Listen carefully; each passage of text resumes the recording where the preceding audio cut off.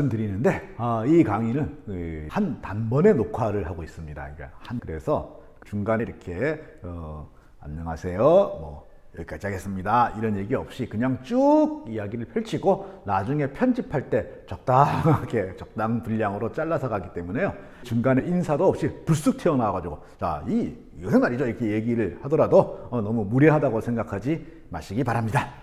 자, 이제 계속 이야기 이어나가 보도록 하겠습니다. 철학을 우리가 오해하지 않으려면은 우선 이 철학이라고 하는 단어가 좀 잘못된 번역이라는 것을 염두에 두어야 할 것 같습니다. 이 학이라고 하는 것은 무엇인가를 구체적인 대상을 연구하는 그런 경우에 우리 이걸 학이라고 하지 않습니까? 그런데 이 학이라는 말이 붙었을 때 오해 소지가 많아지는 그 번역 두 개가 하나가 철학이고요. 그죠? 또 하나가 뭘까요? 또 하나가 문학입니다. 이 둘 다 어떤 대상을 놓고 연구하는 분야가 아니거든요. 물리학, 사회학, 경제학입니다. 자, 물리학. 이거는 그야말로 분리해보면은 물리에 대한 학, 사회에 대한 학, 경제에 대한 학입니다. 이러한 개별 과학들은 모두 그러니까 연구 대상이 되는 분야에 대한 단어 뒤에 로지 혹은 익스가 붙어가지고 그 학을 뜻하게 됩니다. 물질적인 세계에 대한 학 그러면 피지 뒤에 익스, 피직스. 사회에 대한 학 그러면 소시오 뒤에 로지. 경제에 대한 학 그러면은 이코노미 뒤에 마음에 대한 학, 심리에 대한 학 그러면 뭐예요? 사이코로지. 그렇다면은 우리가 철학이라고 얘기하면은 철에 대한 학이란 얘기인데 이 철이 뭐냐는 거죠. 한자 뜻을 풀이하면 물론 밝은 철자인데 글쎄 그거 갖고 이해가 안 되죠. 근데 이 원어를 보면은 필로스 이거는 좋아함, 사랑함이라는 뜻이죠. 그 다음에 소피아 이거는 진리죠. 진리에 대한 학이 아니라는 거예요. 소픽스 뭐 이런 소피올로지 뭐 이런 게 아니라 필로스 소피아란 말이에요. 진리에 대한 학이 아니라 진리를 사랑함이라는 거예요. 그러니까 철학이라는 말의 원래 뜻은 명사가 아니라 동사라는 거죠. 그래서 철학보다는 철학함이라고 하는 게 더 올바르지 않나 이렇게 생각을 합니다. 이거 제 생각이에요. 어떻게 이걸 놓고 또 철학자들은 또 엄청나게 싸울 겁니다. 그렇지만 일단 저는 이렇게 얘기합니다. 우리에게 필요한 건 철학이 아니라 철학함이다. 물론 어떤 학으로서의 철학이 필요하다라고 주장하는 분들도 분명히 계십니다. 가령 저희 은사님께서 막 강의하셨던 그 후설 같은 경우에는 이제 철학이 어떤 구체적인 대상을 가진 학이라 해야 되고 그렇다면 그 학의 대상은 도대체 무엇이냐를 가지고 이제 이따만한 책을 썼는데 사실은 이 철학이라고 학문이 연구해야 될 대상이 무엇이냐라는 주장을 가지고 두꺼운 책이 수없이 나온다는 것 자체가 그 대상이 모호하다는 얘기죠. 그러나 우리는 분명히 일상적으로 철학이란 말을 쓰고 있기 때문에 철학자들이 무엇을 연구하는 것과 관계없이 우리는 분명히 철학과 관계된 무엇인가를 하고 있다는 얘기입니다. 그럴 때 우리가 교육의 입장에서 이걸 바라볼 때는 그 복잡하고 까다로운 철학을 공부할 일이 아니라 이 철학이란 이름으로 이루어지고 있는 그 무엇 거기에 대해 관심을 가져야 된다는 얘기죠. 그래서 철학이 아니라 철학함이라는 말을 사용하고 있는 것입니다. 그러면 도대체 철학함이라고 하는 것은 무엇일까요? 동사니까 그 안에 또 다른 여러 가지 행동들이 들어있겠죠. 그러면은 철학은 도대체 무엇을 하는 것일까요? 그 행동의 첫 번째가 바로 비판입니다. 비판. 여기에 그래서 이 근대 철학의 가장 중요한 뿌리 같은 역할을 하는 바로 이분, 이마누엘 칸트의 대표적인 책들이 전부 비판이라는 제목을 달고 있습니다. 순수이성 비판, 실천이성 비판, 판단력 비판. 참고로 이 사진은 저의 서재입니다. 우리 이제 비판이라는 단어가 이제 우리나라에서는 별로 인기가 많지 않습니다. 그래서 이거 틀렸다라고 막 손가락질하고 막 그래가지고 서로 막 싸우고 막 이런 부정적인 의미를 가지고 있는데, 비판이라고 하는 거 원래 당신 틀렸어! 라고 하는 그런 얘기를 비판이라고 하는 게 아니라 정말로 그런지 한번 따져봅시다. 이게 비판입니다. 그러니까 틀렸어! 라고 하는 게 아니라 정말로 그럴까? 하는 겁니다. 이건 굉장히 분명한 차이가 있는 거죠. 그것이 반드시 옳은 것이라고 하는 이유가 있을까? 라고 하는, 옳다라고도 아직은 하지 않지만 당분간은 뭐예요? 옳고 그름에 대한 판단을 잠시 유보한 겁니다. 잠시 유보하고 그게 정말로 그런지, 그 정당성이 있는지, 있다면 그 근거가 무엇인지 한번 따져보는 거, 그게 비판입니다. 그러니까 우리가 어떤 사람은 굉장히 비판적이야 이렇게 얘기할 때는 그 사람은 뭐든지 자꾸 이렇게 반대만 해 이런 뜻이 아니라 쉽게 찬성하지는 않아 이런 뜻으로 사용해야 된다는 것이죠. 사실 쉽사리 무엇에 찬성하지 않는 것은 민주시민에게 굉장히 중요한 덕목 아닙니까?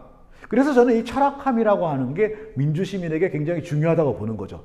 어떤 권위자가 이야기한다고 해가지고 혹은 높은 자리에 있는 사람이 이야기한다고 해가지고 그냥 무조건 아 옳습니다 하고 따라가는 게 아니라 그게 옳다라고 이야기할 수 있는 근거가 무엇인지를 한번 따져봐야지 라고 하는 그런 생각을 하는 태도, 이게 바로 비판입니다.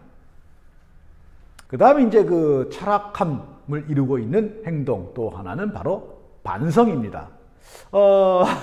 반성이라는 말도 우리나라에 별로 좋은 뜻으로 쓰이고 있지는 않죠. 이게 아마도 이 반성론 뭐 이것 때문에 그런 것들 잘못했습니다. 반성해! 뭐 이러는 그것 때문에 그러는 건데, 엄밀히 말하면 잘못했습니다. 반성해! 하고 하는, 이거는 엄밀히 말하면 반성의 원래 뜻과 좀 거리가 먼 것입니다. 잘못을 뉘우치는 게 반성이 아니고, 한번 다시 되돌아서 생각해 보는 게 반성입니다.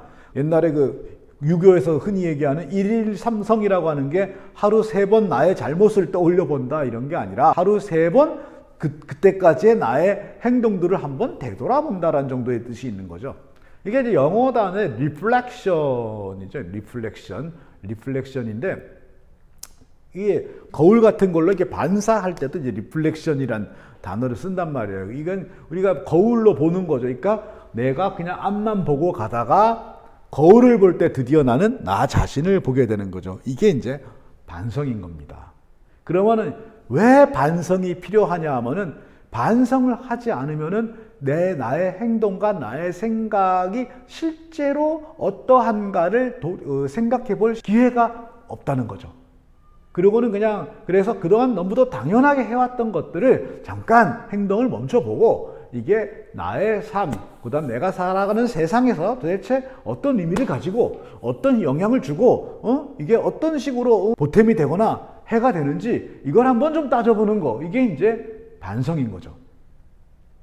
정말 그런 의미에서 이 반성의 또 다른 번역어인 성찰이라고 하는 말이 오히려 리플렉션의 말을 더 잘 보여주는 것 같습니다. 칸트와 더불어 근대 철학의 굉장히 중요한 흐름을 만들어낸 르네 데카르트의 대표적인 책이 바로 이 성찰이죠. 그러니까 칸트는 비판하고 데카르트는 성찰합니다. 여기서 한번 이 비판과 성찰이란 말이 어떻게 쓰였는지 볼까요? 자, 칸트가 순수이성을 비판한다 라고 할 때는 뭐예요? 야, 순수이성 너 틀렸어! 이게 아니죠. 순수이성이 무엇이고 순수이성이 할 수 있는 건 무엇이고 할 수 없는 건 무엇인지 좀 따져보고, 그럼으로써 순수이성을 통해서 내린 여러 가지 결론들 중에 우리가 받아들일 것은 무엇이고 이거는 너의 범위를 넘어간 거야 하고 받아들이지 않을 것은 무엇인지를 한번 따져보세, 이런 거예요. 철학함을 하는 사람은 도대체 뭐가 달라지는 건가? 우리 교육을 얘기하지 않습니까? 교육이라고 하는 거는 어떤 변화잖아요. 이걸 함으로써 뭔가 달라져야 돼. 뭔가 달라져야 돼. 그래서 뭐가 달라질까? 여기서 이제 데이비드 휴미 이야기한 돌에 걸린 소년 이야기가 있습니다. 이게 소년이 이렇게 가다가 이렇게 돌에 딱 걸려가지고 넘어졌습니다. 이게 아프겠죠. 그래서 아야! 하고 아파! 하는데, 그리고 나서 이제 철학함이 있는 경우와 없는 경우가 달라지는 겁니다.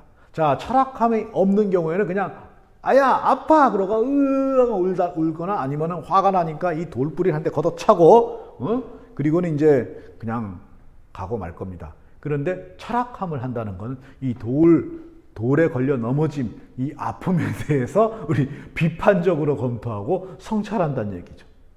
자, 그래서 그 돌에 떡 걸려가지고 넘어지면은 우리는 철학함의 입장에서 생각해 봅시다. 비판적으로 검토해 보면 어떻게 될까요? 내가 일단 이 돌뿌리에 걸려서 넘어진 것이 맞는가? 이거부터 따져보겠죠. 돌뿌리에 걸려서 넘어진 게 아니라 내가 무리한 속도로 가다가 스텝이 엉켜서 넘어진 건 아닐까? 그런데 마침 거기에 돌뿌리가 있었던 것일 수도 있잖아. 이런 식으로 이제 생각을 할 겁니다. 그래서 여러 가지 상황들을 다 비추어 봤을 때 내가 돌뿌리에 걸려서 넘어진 것이 틀림없다라는 결론을 내리게 되겠죠. 그 다음에 이제 아픈 거. 자, 내가 이 아픈 게 그렇다면 넘어져서 아픈 것일까? 아니면 이미 어디선가 다쳐갖고 온 것일까? 이것도 한번 따져보겠죠. 그래서 이 내가 돌뿌리에 걸린 것과 넘어진 것, 그 다음에 넘어진 것과 아픈 것 사이에 논리적인 인과관계가 충분할 때 비로소 나는 가다가 돌뿌리에 걸려서 넘어져서 무릎이 다쳐서 아프다라는 결론을 내리게 되겠죠.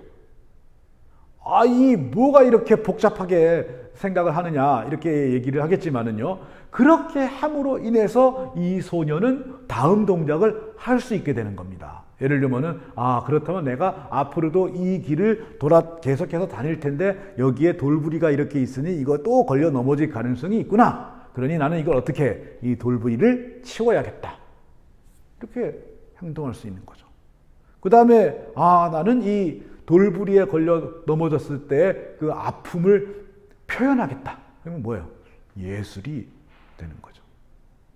자, 그리고 이제 이 돌부리, 나는 여기서 그치지 않고 이 돌부리가 왜 이 길 한가운데 튀어나와 있는지, 돌부리에 걸리면 왜 사람이 넘어지는지 그걸 한번 내가 꼭 알아야겠다. 그래야 내가 다음에는 이 돌부리가 또 있을 것 같은 곳을, 여기가 아니더라도 있을 것 같은 곳을 피해 다닐 수 있고, 돌부리에 설사 걸리더라도 동작을 적당하게 취해갖고 넘어지는 걸 예방할 수가 있다. 뭐 이렇게 얘기하기 시작한다면 이게 뭐예요? 과학이 되는 거죠.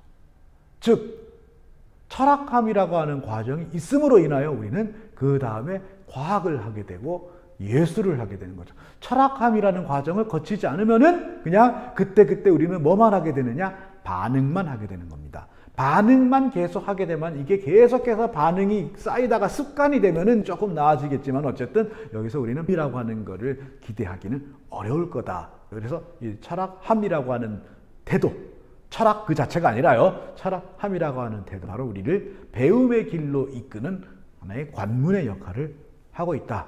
이렇게 얘기를 할 수가 있겠습니다.